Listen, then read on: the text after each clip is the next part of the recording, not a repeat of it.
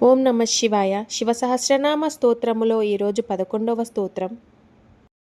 దశబాహుస్త్వ నిమిషో నీలకంఠ ఉమాపతి విశ్వరూప స్వయం శ్రేష్టో బలవీరో బలో గణః. 11వ శ్లోకం యొక్క అర్థం.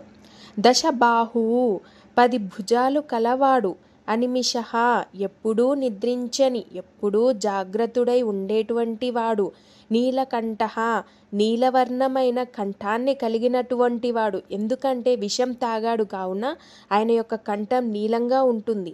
ఉమాపతి పార్వతీదేవి యొక్క భర్త. పార్వతీదేవినే ఉమా అని కూడా పిలుస్తారు. విశ్వరూప మొత్తం విశ్వమంతటిని ఆవరించి ఉన్నటువంటి రూపం కలవాడు. స్వయం శ్రేష్ఠ తాను శ్రేష్ఠుడైనటువంటి వాడు. బలవీర పరాక్రమశాలి ఇతను, పరమవీరుడితను. బలోగణ శక్తిమంతమైన గణాలకి నాయకుడు. ఎవరంటే ఆ పరమేశ్వరుడు. మొత్తం అర్థం తెలుసుకుందాం. శివుడు 10 చేతుల శక్తులతో ఉన్నవాడు. ఎప్పుడూ జాగ్రత్తగా ఉండే నిద్రలేని పరమాత్మ. లోకరక్షణ కోసం హాలాహలాన్ని తాగి తన గొంతులో నిలిపినటువంటి నీలకంఠుడు. పార్వతీదేవి భర్తగా సంపూర్ణ జీవన పరిపూర్ణతకు ప్రతీక ఇతడు.